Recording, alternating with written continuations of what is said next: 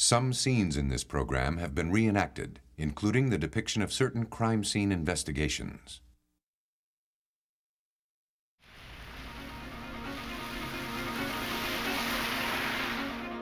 A woman tests positive for arsenic poisoning just in time to save her life. But others before her weren't so fortunate. Now investigators must build a case on cremated remains. Doctors watch helplessly as a man wastes away and dies. Detectives diagnose it as murder. And unless they can stop it, it may be going around. A young woman is killed in a tragic riding accident, but a series of subtle clues leads investigators to believe that this tragedy was really no accident. Most victims are poisoned by someone they trust, done in by a fatal lapse of judgment, but it only takes investigators a whisper of suspicion to detect a taste of poison.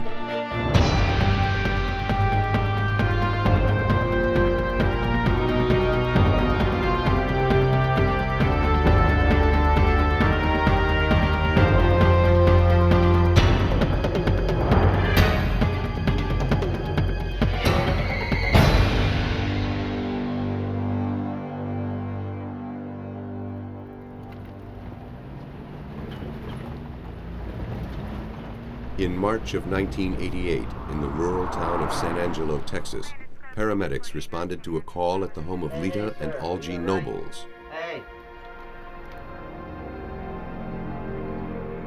Lita told the paramedics that she and Algie had both been suffering from a stomach flu. Algie had refused to go to the hospital.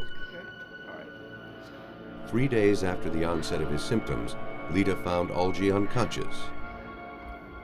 Paramedics pronounced him dead. Lita Nobles had been nursing her sick husband for months. He'd been in a car accident that should have claimed his life. With a shattered jaw, he could only eat baby food. About time. What kind of garbage is this? Algie's convalescence was far from peaceful. He and Lita fought like cats and dogs. All the time. Well, you just don't know what it's like having a... Despite the tension, he seemed to be making a swift recovery. Lita wasn't faring as well. The stress of tending to her quarrelsome husband aggravated her ulcers. She lived on antacids. 2 months after Algie's death, a close friend, Tim Scoggin, brought Lita to the hospital. She complained of extreme fatigue, vomiting, and stomach pains. She had lost a large amount of blood. Doctors believed an ulcer was to blame, but treatment didn't improve her condition. Weeks passed. Her condition worsened. Problems with ulcers in the past. You feel anything there? Then her hands and feet became paralyzed. Looking for a cause, doctors ran a battery of tests, including a screen for heavy metal poisoning. I think what we're going to have to wait for is that blood test to come back, and we should know. A urinalysis came back positive. At this point, Lita Nobles had arsenic in her body. The Texas Rangers were contacted. Investigator George Frazier's first job was to eliminate environmental contamination as the source of the toxin. When we first started the investigation, all that we knew was that there was presence of arsenic in the body of Lita Nobles. So in the process of elimination, to find out where she got this poison, we tested her water well. Her house was on a water well. Arsenic is a poisonous metal found naturally in the earth. Because it is an element, it can't break down. But its atoms can combine to form other compounds. A little arsenic has a lot of killing power. In rural Texas, it was once used as a cotton defoliant. Through runoff, it could contaminate a water supply. Samples from the Nobles' home were taken and tested. The well was clean. Investigators questioned Lita's brother and sister-in-law, who stayed at the house after Algie's death. A number of friends and family came. Neither of them suffered any symptoms, even though they had eaten all of their meals there. And yet, during that time, Lita grew progressively sicker, suggesting she'd been repeatedly exposed to the arsenic. As investigators eliminated every possible source of accidental contamination, they came to one grim conclusion. Lita Nobles hadn't been randomly poisoned. She had been targeted for murder. Someone wanted her to die.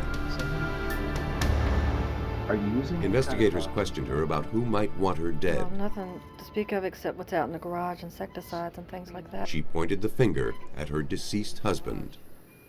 Our first suspect in Lita's poisoning was Algie, because she felt like they were an older couple, and they had a lot of times that they just quarreled and bit at each other, seemed like all the time. And she first told us that if she had been poisoned, he did it. And so we had to eliminate him as a suspect, even though he was already dead. To find out whether Algie had had a hand in his wife's illness, detectives needed to know whether she'd been poisoned before or after his death. The victim's hair, they believed, would answer that question.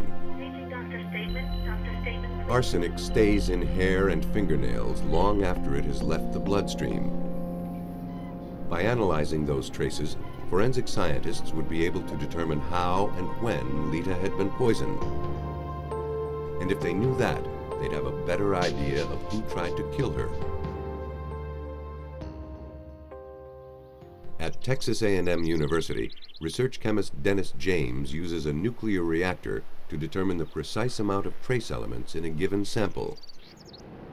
The process is called neutron activation analysis. Neutron activation analysis is capable of testing for a lot of different types of materials. Some of those are poisonous and some of those aren't.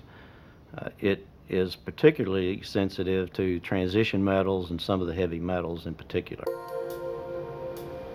Lita's hair was cut into 6 segments, each representing about a month of hair growth. By comparing the amount of arsenic in each segment, scientists could build a timeline showing when each dose was consumed and how much arsenic it contained.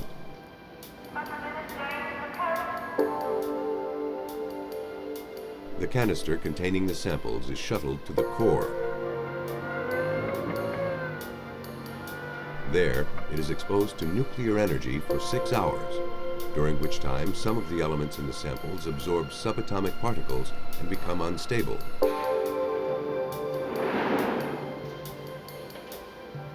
Once removed from the reactor, the elements decay, losing the extra subatomic particles. As they do so, they emit a distinct burst of energy called a gamma ray. Using a gamma ray detector, technicians look for arsenic's signature emission. By comparing the readings from the hair snippets to that of the control samples, they can calculate the concentration of arsenic in each sample. Each snip of Lita Noble's hair, progressing from tips to scalp, showed an increasing amount of arsenic. Lita's dosage had gradually increased over at least 6 months. By administering moderate amounts of arsenic over that length of time, the killer had inadvertently given Lita a tolerance for the poison, which he tried to overcome with a whopping dosage shortly before Lita was hospitalized. The poison had been administered after Algie was buried. He couldn't have been the culprit, but he may have been a victim. Though Algie's hair was too short to tell scientists how long he'd been poisoned, tissue samples taken from his body showed that he, like his wife, endured a massive dose of arsenic. The toxin was found throughout his organs. Finding the poisoner wouldn't be as easy as finding the poison. Someone with access to the elderly couple had, over time, been administering toxic doses of arsenic into their food or drink. That meant that the murderer was probably someone close to the Nobles. someone they trusted. Investigators faced the delicate task of asking the victim's friends to point out who among them might be a poisoner. A neighbor had a suggestion. This next door neighbor felt that a young man named Timothy Scoggin was a very likely suspect because he spent a lot of time in their home. New in town, Scoggin was a well-liked member of the San Angelo community.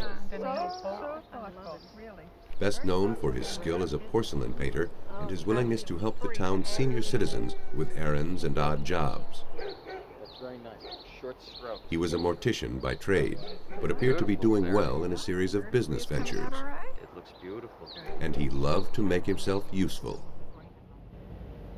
Among the elderly people he helped were Lita and Algie Nobles. Shortly after befriending them, he had purchased their air conditioning business. Okay. Although he was chronically behind in his mortgage payments, Lita's faith in this surrogate son never wavered. After Algie's death, Lita had relied heavily on him. To Frazier, Scoggin fit the profile of a poisoner. First of all, he had motive. He owed the victims $100,000. Secondly, he had access to the Nobles' home. Finally, he had his victims' undying trust. After we suspected Timothy Scoggin, we went and talked to Mrs. Nobles and interviewed her in the hospital room. She practically ran us out. She liked this guy. He was coming to the hospital room and doing her hair and doing her nails. But it wouldn't be long before Frazier could expose the greed beneath Scoggin's angelic demeanor. He learned that during the time of Lita's hospitalization, there had been a lot of suspicious activity in her bank account. While she lay in bed, nearly $48,000 in personal checks had been written to Tim Scoggin. Suspicious for a woman who had no use of her hands.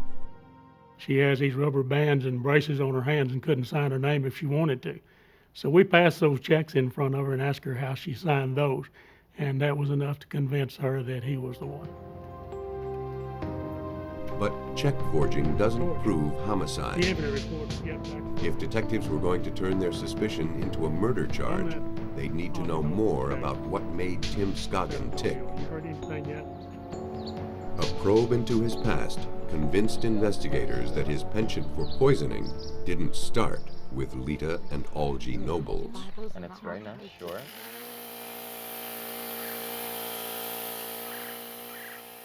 Investigators learned that before moving to San Angelo, Tim Scoggin had lived with two elderly sisters who had died suddenly within days of each other. Scoggin boasted he'd probably be inheriting a small fortune from these deceased aunts. Well, thank you very much. But the true story was far different than the version Scoggin had been spreading around town. They were not aunts. They weren't any kin to Timothy Scoggin. However, interestingly enough, he had been kind of a houseboy, an errand boy for them, and had lived with them off and on for a long time. As he had done with the Nobles, Scoggin endeared himself to Catherine and Cordelia Norton. Thought this might pick up your spirits a little bit. Just 5 weeks before Algie Nobles succumbed, both sisters were dead. In February, Scoggin had taken Catherine Norton, a diabetic, to the hospital for a checkup after her surgery for cancer of the pancreas. Cordelia, what in When they returned home, Cordelia became violently ill. He quickly shuttled the older sister to the hospital. Oh, my. Scoggin and Catherine returned home and went to sleep. Thanks so much, and you have a good night. Scoggin stayed at the house in case Catherine needed anything. In the morning, Scoggin checked on Catherine and, finding her unresponsive, called her doctor. He pronounced Catherine dead. The next day, Cordelia died in her hospital bed. Both deaths were ruled natural causes. No, I think probably he's already... 6 months after the deaths of the Norton sisters, investigators wanted to know if they, like the Nobles, had been poisoned by arsenic. Problem was, Catherine and Cordelia Norton had been In cremated. the ground again. Investigators learned that Tim Scoggin had used his expertise as a mortician to destroy any evidence of foul play in the deaths of the Norton sisters. He used that knowledge to know how to forge orders for cremation, which he presented on both of these ladies and said that they had personally requested from him that they be cremated as soon as they had died. And they were promptly cremated and buried. Investigators now were faced with the task of detecting poison in ashes. No one had ever tried this before. If scientists could navigate this uncharted territory, they'd be one step closer to catching a murderer. The ashes of Cordelia and Catherine Norton were brought to the Texas Department of Public Safety Crime Laboratory, where toxicologist Rod McCutcheon was asked to analyze them chemically. He was initially doubtful about his chance of success.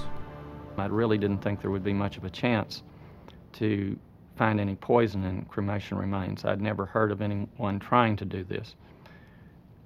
After reflecting a minute about the particular poison he was interested in, the arsenic, I realized that there was some possibility that the arsenic may still be present because it's an element, and an element will not change.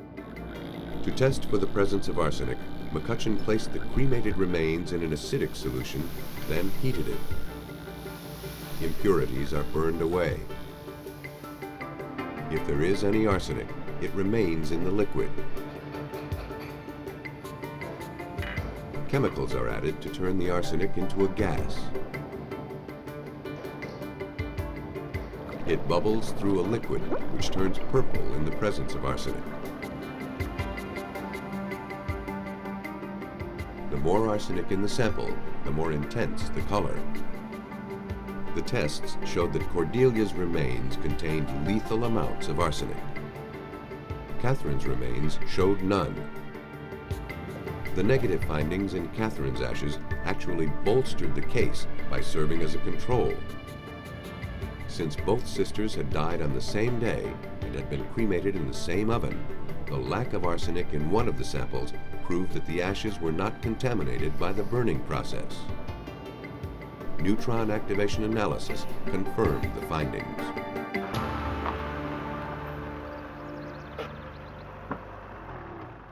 Detectives began their pursuit of Scoggin by seeing if he had purchased arsenic. They visited the local grocery store. There's nobody in there, Barney. Can I help you? Yes. Here, Tim Scoggin's love of familiarity would strike against him.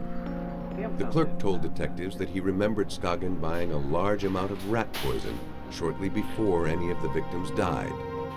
The primary ingredient of rat poison is arsenic. Investigators deduced that Scoggin had mixed the poison with products that he knew only his victims would eat: Algie's baby food and Litazat acid. Since he regularly delivered their groceries, he could have mixed up the rat poison before bringing them over. To test their hunch, investigators searched the Nobles' cabinets and refrigerator. Most of the food had been thrown away, but a few of Litazat acids were still around. A single bottle of the medicine tested positive for arsenic. Based on the scientific evidence, law enforcement was ready to take Tim Scoggin into custody. The real strong thing that made the case for us was the work done in the laboratories. Of course, there's no other way we'd have ever found arsenic in those ashes, nor in the body of Mr. Nobles. And so the people who did the forensic work really are the ones who turned the crank in this case for us. We'd probably still be working on it if it hadn't been for them finding this heavy metal poison. Scoggin was arrested for the murder of Algie Nobles and the attempted murder of Lita.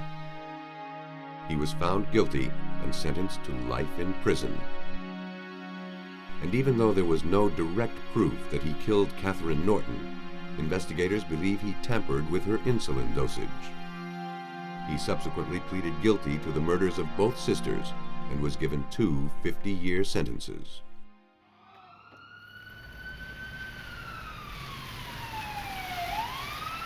The horrifying truth is that poisoners often get away with their crimes, at least for a while. But vigilance and persistence are strong antidotes to a poisoner's toxic schemes. On November 1st, 1982, paramedics in St. Peters, Missouri were summoned to the home of Lloyd and Shirley Allen. 40-year-old Lloyd Allen had been sick for months with an undiagnosed illness.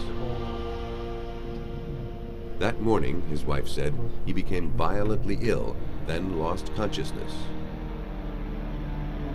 The coroner believed that he died from natural causes, but he couldn't be sure. On the death certificate, cause of death remained blank.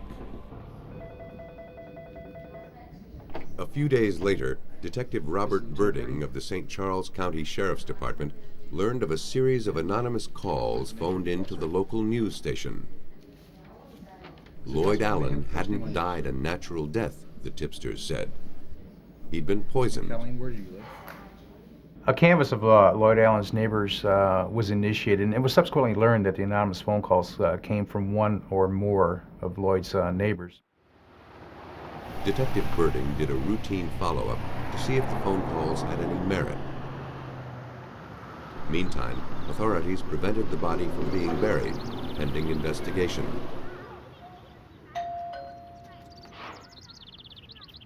Hi, ma'am. I'm Sergeant Birding of the St. Charles County Sheriff's. The neighbors told police that the timing of his illness was suspicious. Lloyd's health and behavior changed drastically after his new wife and her daughters moved in. To investigators, these neighborly observations didn't seem like much at first. Hardly the kind of information to hang a murder investigation on. But they prompted police to ask more questions about the Allen family. Friends and neighbors told police that problems began shortly after Shirley and Lloyd married in the fall of 1981. Everyone was pleased that Lloyd, a sociable and generous man, had finally found the love and companionship he'd been looking his whole life for. It was his first marriage, but Shirley's fourth. After the wedding, Lloyd brought Shirley Allen and her 2 daughters, 15-year-old Norma and 12-year-old Paula, into his home. Now he had an instant family to banish the loneliness and a true soulmate in his new wife. Norma? Norma? Norma? But winter brought stress and unhappiness to the family. Go on back to your room. Norma ran away from home several times and eventually landed in juvenile detention. The marriage grew strained. Then Lloyd started feeling sick. Lloyd went from doctor to doctor. None was able to relieve his symptoms or tell him what was wrong.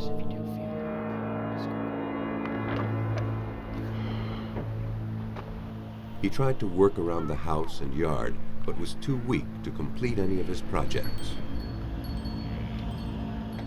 Detectives learned that Shirley tried to boost his stamina with an iron supplement drink, but it didn't help. As he grew sicker, she began keeping him away from other people. Suspicions began to center around Lloyd's new wife. Drink some more. The neighbors related to us that she was segregating him from neighbors. He wouldn't be seen out very much. He wouldn't be able to acknowledge their hellos and their gestures of greeting because of his poor health. And it appeared to them that Shirley was concealing Lloyd. Then, finally, she cut him off entirely. A neighbor had come to pick up a wheelbarrow he'd loaned to Lloyd. Concerned about his friend's diminished health, he urged Lloyd to seek another doctor. The conversation was cut short when Shirley arrived. She ushered the neighbor out and later filed a trespassing complaint against him. Shirley's behavior seemed odd, but investigators couldn't hang a murder case on neighborhood gossip. Birding needed to discover a motive. He did. Shirley was the beneficiary of a $25,000 life policy. And we also learned that she was the beneficiary of Lloyd's will, which had recently been changed. It is only natural for a wife to be named as her husband's beneficiary. But it was the timing, not the payoff, that gave detectives pause. Lloyd's health began to decline just days after signing the papers. That was something to go on, but not much. It didn't provide the kind of firm foundation detectives required to move forward. Birding hoped that an interview with the suspect would reveal something more, but he was met only with stock answers. Of course, she gave us some exculpatory statements that Lloyd Allen's death was of natural causes. He's being treated by a variety of physicians for a variety of illnesses that she described to us as depression. There was a litany of medications in the home that she said that he was taking for his treatment. The fact remained that the victim had continued wasting away with no apparent cause and no evidence of disease. Mrs. Allen was still a suspect. She had motive and opportunity. But investigators had no clues, no witnesses, and no idea what killed Lloyd Allen.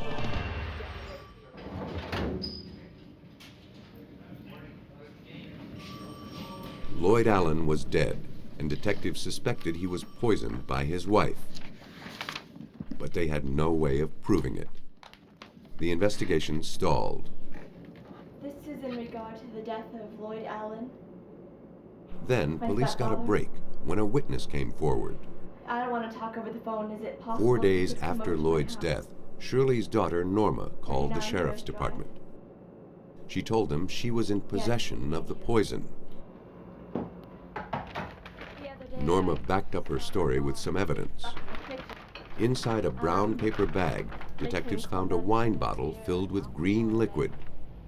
On the label, a handwritten warning read, "Don't drink." A warning that Norma told police her mother asked her to write. Norma said she wasn't sure what was in the bottle, but she suspected it was antifreeze. She told investigators that over the last 2 months, she'd seen her mother giving the liquid to Lloyd. Norma also told police that she'd witnessed her mother mixing gas treatment with sugar and orange food coloring to simulate the iron supplement.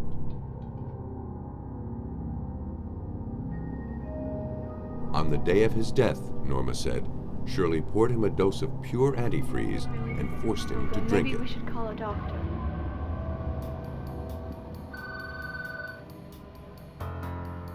Guided by Norma's testimony, toxicologists tested the contents of the bottle for antifreeze. A sample of the liquid was injected into the gas chromatograph. The apparatus separates a compound into smaller chemicals so it can be analyzed. Each chemical is displayed as a peak on a graph. The resulting peak was a match for antifreeze, known chemically as ethylene glycol. According to toxicologist Christopher Long of St. Louis University, antifreeze with its sweet taste is a subtle, stealthy killer. The victim might never even realize he's drinking himself to death. Antifreeze would produce something like having a drink of alcohol. But as far as a burning sensation or anything to warn you, no, it wouldn't. So it'd be the same as maybe if you had a little taste of beer or something like that, only without the flavoring. So you might get just a slight change in how you feel, but nothing really noticeable. But over time, antifreeze is deadly. As it is metabolized by the body, it produces toxins that raise the acid level of the blood. With each dose, Lloyd Allen's body and mind would slowly be destroyed. When your body chemistries change and your kidneys aren't working, it's not purifying your blood of the waste products. So that could, in fact, account for why he appeared dizzy or a zombie-like or just plain dull. You know, his mind wasn't working properly. We can't seem to find Because so many of Lloyd's organs were failing, it would have been difficult for any doctor to diagnose the poisoning. In the final stages, even if Lloyd knew that the woman he loved betrayed him with poison, he would have been too weak to protect himself and too confused to plead for help. Scientists determined that antifreeze poisoning was consistent with Lloyd Allen's mysterious ailment. To prove it, the body was autopsied and tissue samples were tested. His liver, kidneys, and brain contained crystals formed by the breakdown of massive quantities of ethylene glycol. It was consistent with long-term consumption of the liquid.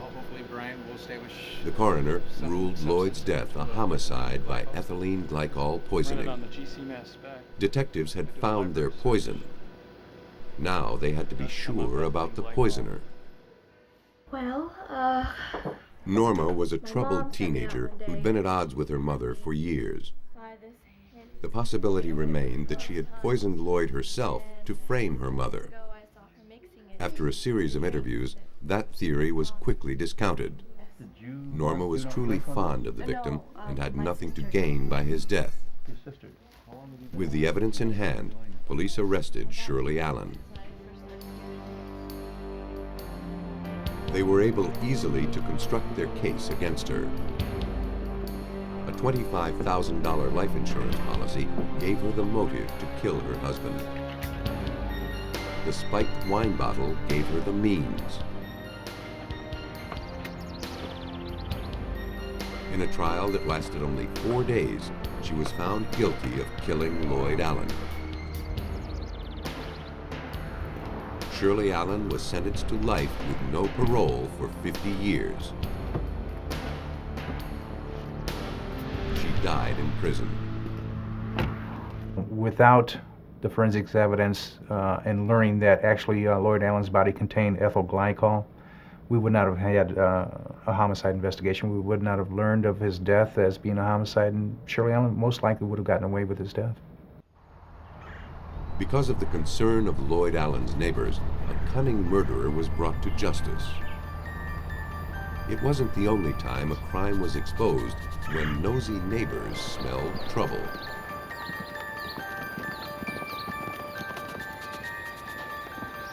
It was a summer evening in 1980 when David Davis sped to his neighbor's house in Hillsdale, Michigan, pleading for assistance. Davis told his neighbor that he and Shannon, his wife of 10 months, had been riding when her horse reared, sending her tumbling. She had struck her head on a large rock. Injured, but still conscious, she sent him for help. The men arrived to find Shannon Davis unresponsive. Her head was bleeding. Her skin had a bluish cast. They rushed her to the hospital.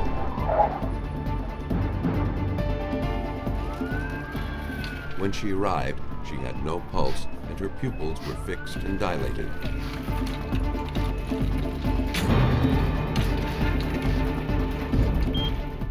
Technicians attempted to resuscitate her, but failed.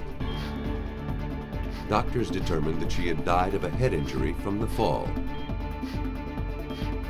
Case closed. But not for long.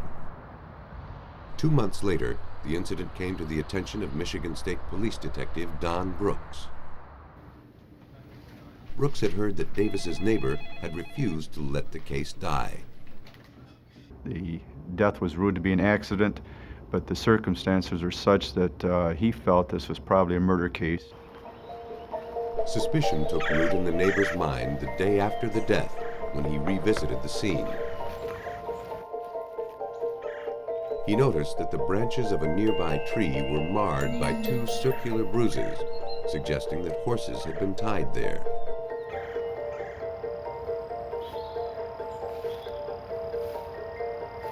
A fresh pile of manure sat 6 feet away, confirming that impression. It appeared that the Davises, the only riders in the area, had stopped here long enough to tie their horses. That didn't fit with Davis's story about the victim's horse bolting and his mad rush to find help.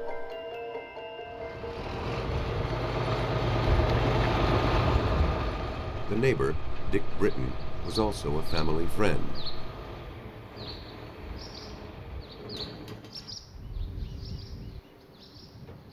But he grew concerned that Davis was hiding something. First, I felt guilty thinking that way. I kept thinking, well, I got to be wrong.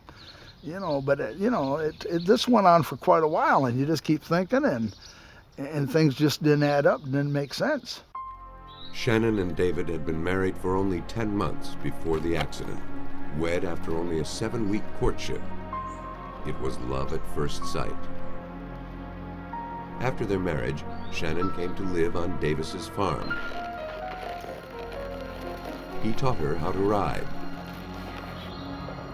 To Britton and the victim's family, the account Davis had given didn't fit with the way he'd seen Shannon riding just minutes before the accident. She was a cautious rider with a quiet horse. Shannon's parents really didn't know much about their son-in-law, except that he made their daughter happier than they'd ever seen her. After the accident, the victim's parents had clashed with Davis. He wanted to have his wife cremated. Cremated? No way. Hey, listen. They insisted on burial, and so Shannon was buried.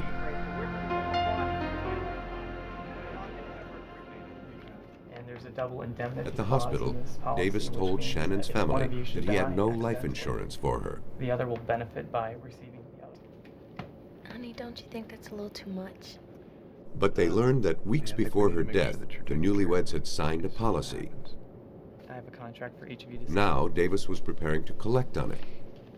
With double indemnity for accidental death, Davis stood to gain more than $300,000. The family believed that provided 300,000 reasons for Davis to plan a murder. To investigators, it merely looked like a grieving family trying to blame a tragic accident on the victim's new husband. The meddling neighbor was helping to stir them up. Fueled by their suspicions, Shannon's family and Britton urged authorities to reopen the case. 1 month after her death, the victim's body was exhumed. The examination clearly showed a fatal brain injury and bruises consistent with a fall from a horse. A routine drug screen was also conducted, but the physical damage was so compelling that the case was closed a second time, even before the drug screen was completed.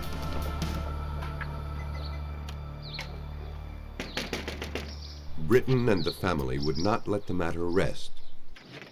Mr. Britton, Don Yes. Brooks in the state police. Oh, glad you come.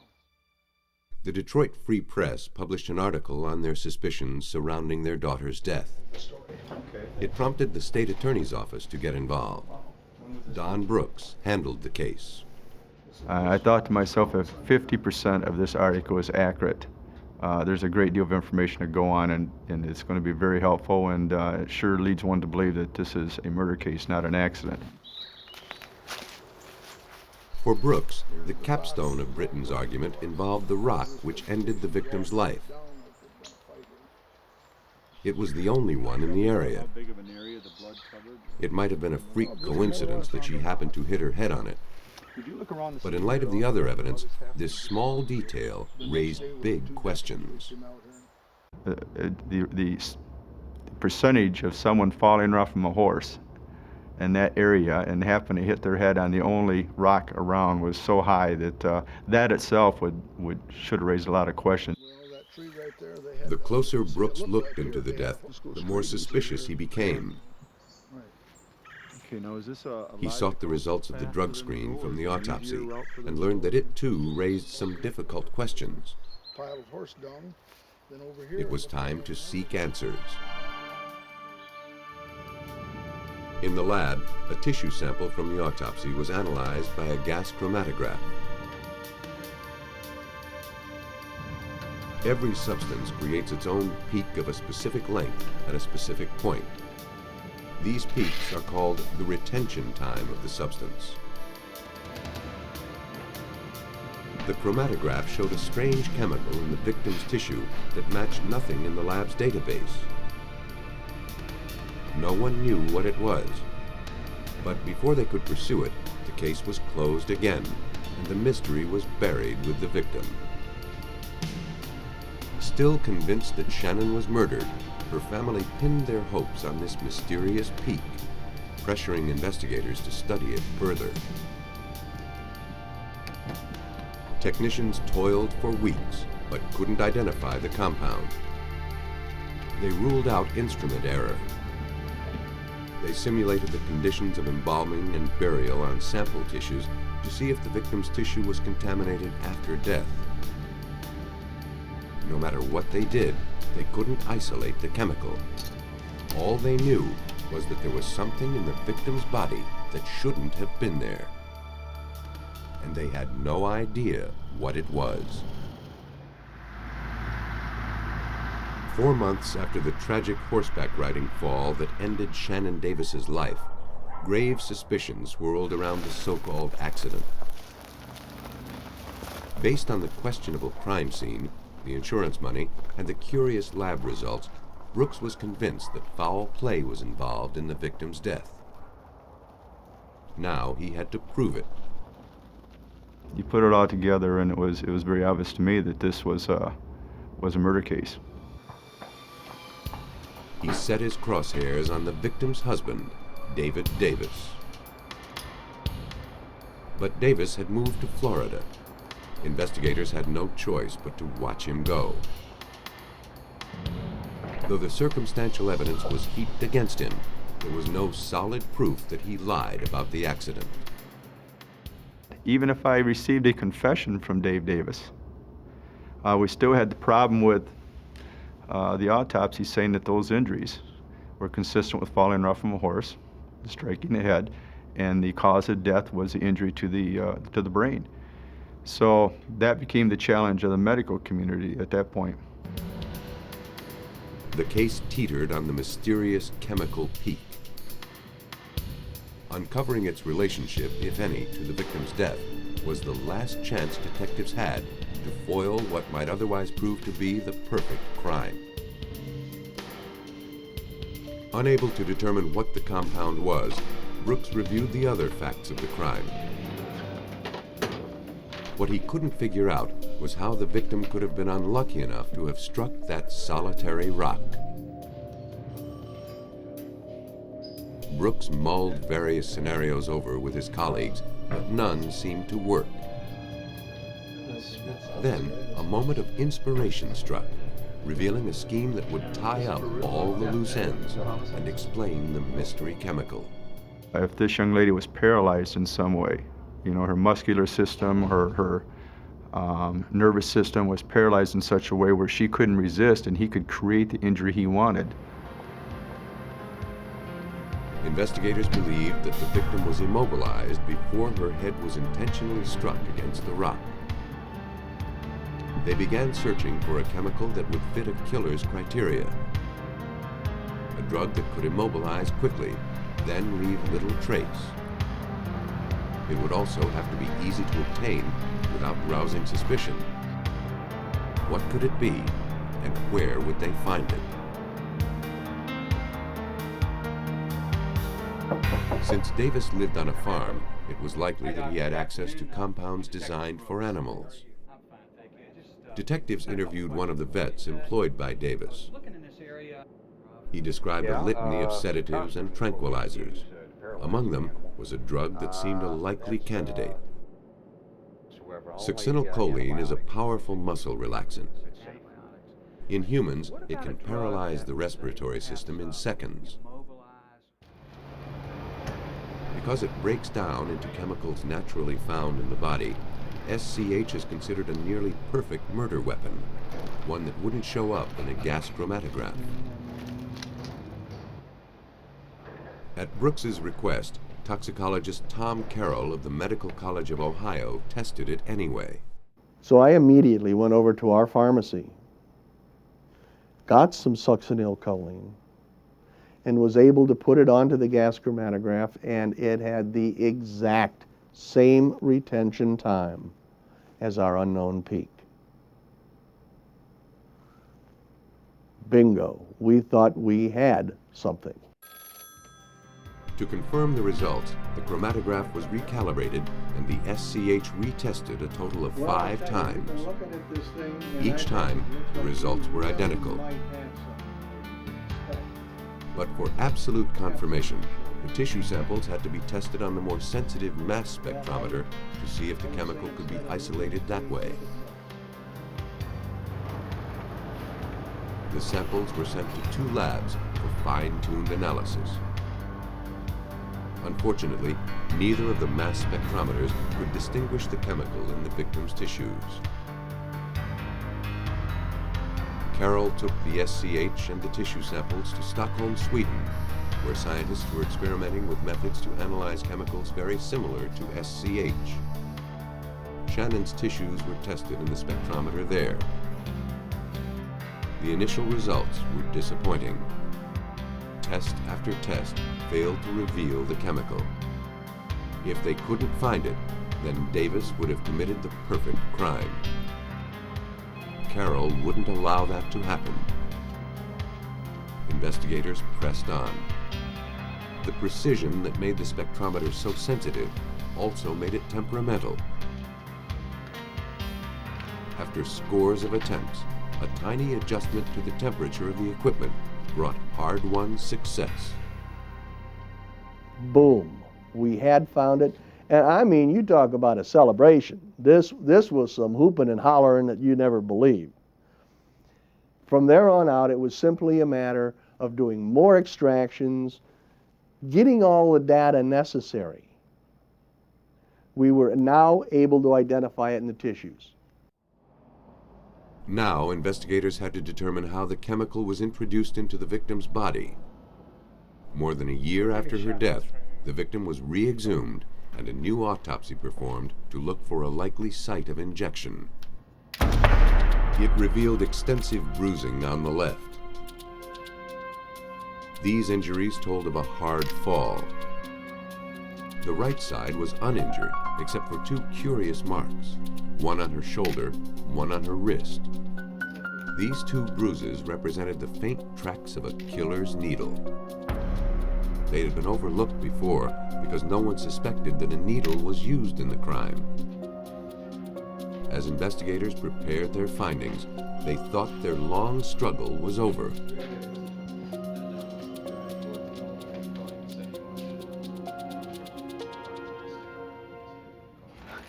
Scientists in Sweden thought they'd found the weapon that killed Shannon Davis in Michigan.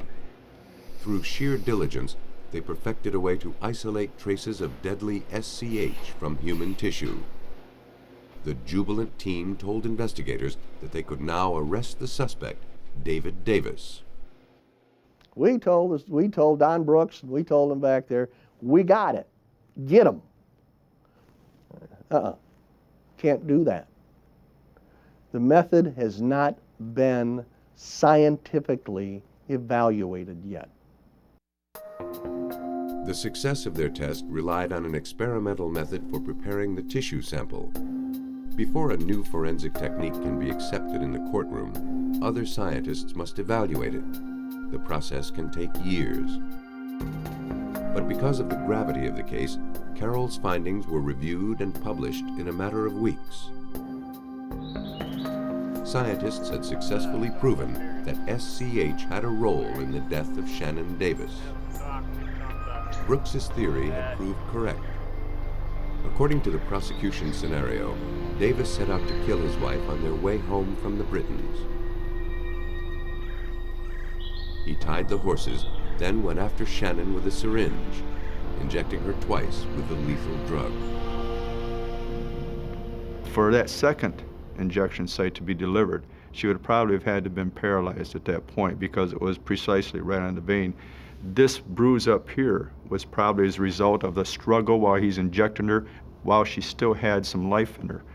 And that's how I think, once she goes down the ground and collapses, then he can pick her up and drop her onto this rock, and that will create the effect of falling from the horse. It was a cleverly thought out plan, undone by the scientific method. Davis staged what he thought was the perfect crime. The only problem was the perfect murder weapon was no longer so perfect. David Davis was convicted of first-degree murder and sentenced to life without parole. Brooks suspected that Shannon Davis wasn't the first person whose death by SCH poisoning was overlooked. But because of this case, hopefully, she's one of the last. And so to be a part of an investigation like this, where the medical field basically, or the information about succinylcholine in the medical field has been rewritten, that's kind of a nice thing to be a part of. It's impossible to know how many more victims have been killed silently by people they trusted.